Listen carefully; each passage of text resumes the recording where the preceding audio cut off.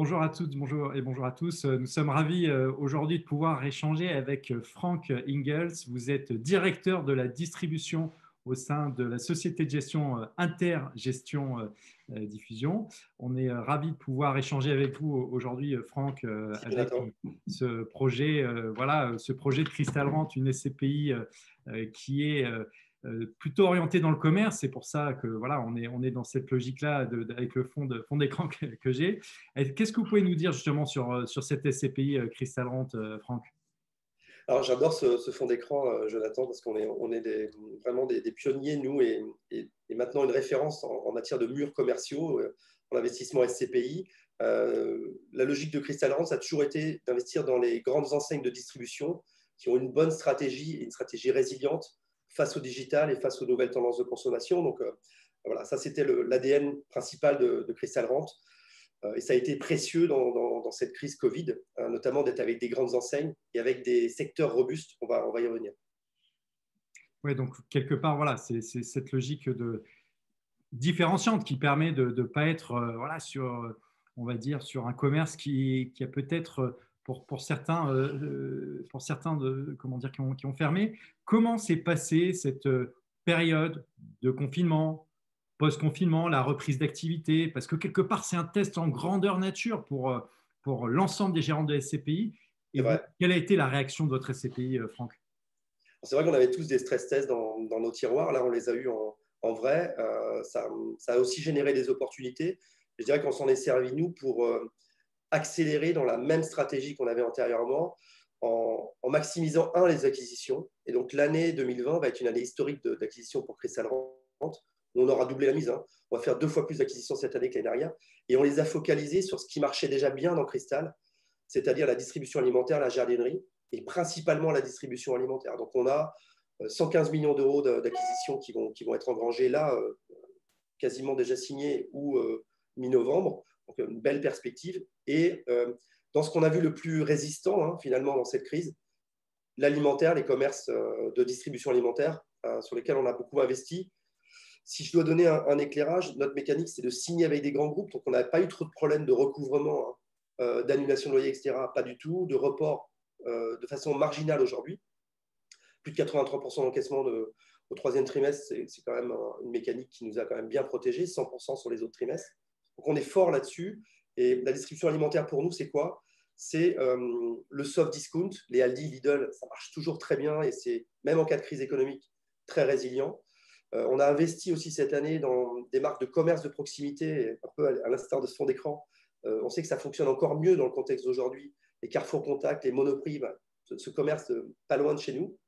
Et puis, un peu pour l'avenir, du pied d'immeuble dans des nouvelles tendances de consommation, principalement le bio, une marque comme Natureo par exemple, sur lequel on investit maintenant régulièrement. Donc voilà, c'est notre volonté et on va accroître encore cette mécanique avec la collecte qui ne tarit pas forcément pour nous cette année, c'est une chance. Bon, bah, ce qu'on voit, c'est que quelque part, voilà, c'est un signal, un discours qui est complètement, j'allais dire, à l'encontre un peu de, de l'ensemble de, peut-être pas la profession, mais en tout cas certains journalistes qui nous disent, voilà, c'est la fin du commerce, le commerce est mort, etc. Ce qu'on voit bien, c'est que quelque part, ces enseignes différenciantes, ces thématiques différentes, eh ben, ça a résisté. Et ça, c'est quand même vraiment particulièrement intéressant dans ce contexte, voilà, où il faut quelque part trouver des bonnes idées. Et peut-être que le commerce est une très bonne idée d'investissement en ce moment. C'est Absolument, il y a matière à faire, hein, Jonathan. Il y a encore une profondeur de marché. On a, nous, cette acuité, cette sélectivité aussi. Et cette stratégie qu'on a appelée Covid-proof, pour nous, hein, en toute humilité, hein, sans parler de côté sanitaire, mais c'est de dire comment on est le plus résistant. Parce qu'on sait qu'en SCPI, on investit pour longtemps. Il faut aussi distribuer à très bon niveau pour longtemps. Donc, le commerce, c'est aussi des baux longs, hein, fermes, et qui nous emmènent. On n'est pas en 3-6-9, on est sur des baux de 6, 7, 10 ans fermes, avec des grandes marques qui fonctionne bien aujourd'hui. Vous parliez tout à l'heure de la sortie de confinement. Il y a eu une reprise en V, hein, pas du tout dans tous les secteurs, hélas, économiques, mais pour le coup, dans l'aspect des jardineries, dans l'aspect du commerce alimentaire, on a eu des rebonds. Et même dans le confinement, le commerce alimentaire, c'est plus 38% de chiffre d'affaires, ce qui est énorme, hein, dans ce type de business. Donc, on est serein sur notre classe d'actifs et on accélère avec dans ce contexte-là pour toujours être sur ce commerce de grande enseigne, mais aussi d'abord en priorité. On va passer de 25 à 50% en distribution alimentaire. Donc aujourd'hui, on va maximiser notre impact. Et voilà, ça sonne à l'oreille de tout le monde parce qu'on sait que ça fera peut-être la différence, y compris en performance. Et on le verra sur le marché. Et c'est du commerce qui parle, c'est du commerce voilà, résilient, du commerce parfaitement les business models de ces locataires. Franck Ingels, est-ce que vous avez une dernière bonne nouvelle à nous partager? Oui, au sortir du confinement, on avait en perspective donné une hypothèse de dividende annuel situé entre 4,50 et 5.